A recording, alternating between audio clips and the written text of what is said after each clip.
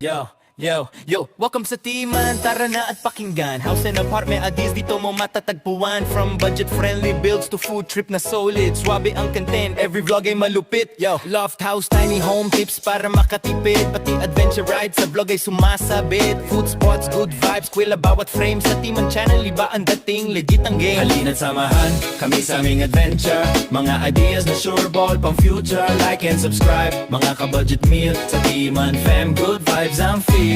Gawaing bahay hacks, room tour na aesthetic. Lifestyle upgrades na hindi masyadong magastot hectic. Sama ka na, explore natin ang mundo. Kasama si Timan, tuloy ang kwento mo. Yo, halina't samahan kami sa aming adventure. Mga tips at ideas dito masigurado. Like and subscribe, mga ka-budget meal. Timan ang tahanan ng content na real. Halina't samahan. Halina't samahan.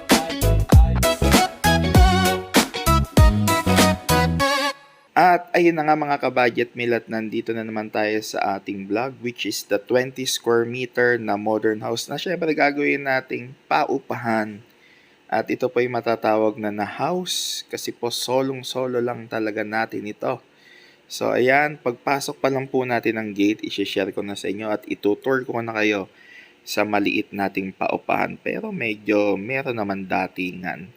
So, ayan, as you can see, makikita nyo na agad yung kitchen natin. Ayan, tabing kalsada naman tong paupahan natin. Sinadya natin para pag galing sa palengke, pagbaba pa lang ng tricycle, diretso na yung ating pinamili dito sa kitchen natin. Para hindi na po magtulo sa loob. At syempre, at isa na rin pong advantage na kapag nagluto, ay lalabas agad ang usok. Wala na po dito sa may loob ng bahay. Ayan, at ito po yung ating living area. As you can see, mapapansin nyo na may mga patch-patch yan. Kasi nga po meron po dito dating tumira. Dinikitan po ng mga poster-poster at syempre natanggal yung ating pintura. Kaya ngayon, magre-repaint tayo. At yun, pinakasimple lang yung ginamit nating tiles dito sa lapag. All white lang at ito yung pinaka-division ng ating kwarto, yung mga tubular na haba-haba na yan. At ito po yung pinaka-room. Ayan, sinadya po talaga natin na yung kanyang division ay yung tubular para po kapag nag-aircon ay buong bahay na. At ito nga po pala yung ating comfort room. Ayan, dahil sa maliit lang ang ating space, magkasama na po ang shower at toilet bowl. Ayan, at bakit po hanggang taas yung ating tiles? Kasi lagi pong basa ito. Sigurado hanggang toilet bowl kasi nga po maliit lang. Wala na po tayong magagawa dyan.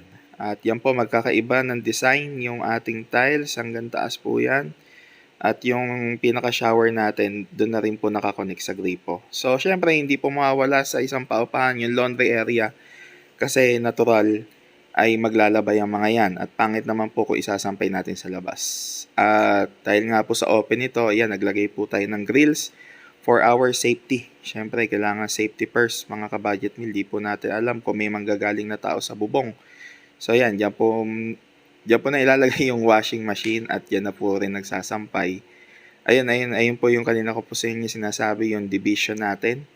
Yung tubular. Ayun po yung CR, ayun yung laundry area. Ayan, nakikita nyo po, nag-fix tayo ng mga damages sa mga unang tumira, which is normal kasi nga po 2 to 3 years, 4 years, 5 years minsan meron sa inyo nakaupa. Normal po na mag-renovate after po nila na umupa or umalis yung nangungupahan. Normal po ito. I-repaint natin. So ngayon syempre, kahit namin kayo na mag-subscribe, mag-like at i-share itong video. At syempre, abangan nyo po yung susunod na part nito kasi babaguhin natin yung pintura, hindi na siya violet, mga ka-budget meal. Ayan, syempre naglagay rin tayo ng storage at ito yung pinakalababo natin. Gawin nyo na pong stainless, tibayan nyo na kapag magpapaupa kayo. Kasi nga po kapag tetepunin din ang inyong mga nilagay ay hindi po tatagal. I-istorbohin lang kayo ng mga nangungupahan na sira, ganto-ganto. Kaya dapat ilagay nyo na po the best kasi po ang paupahan na yan, ang inyo pong paupahan ay inyo. So dapat maganda na rin po ang inyong ilagay na mga gamit at materyales para syempre, pang matagalan. So mga ka-budget meal, hanggang dito na lang. Ulitin ko sa inyo, mag-subscribe kayo para makita nyo po agad kapag nag-upload ako. Paano? Kita-kits tayo sa part 2 ng ating vlog.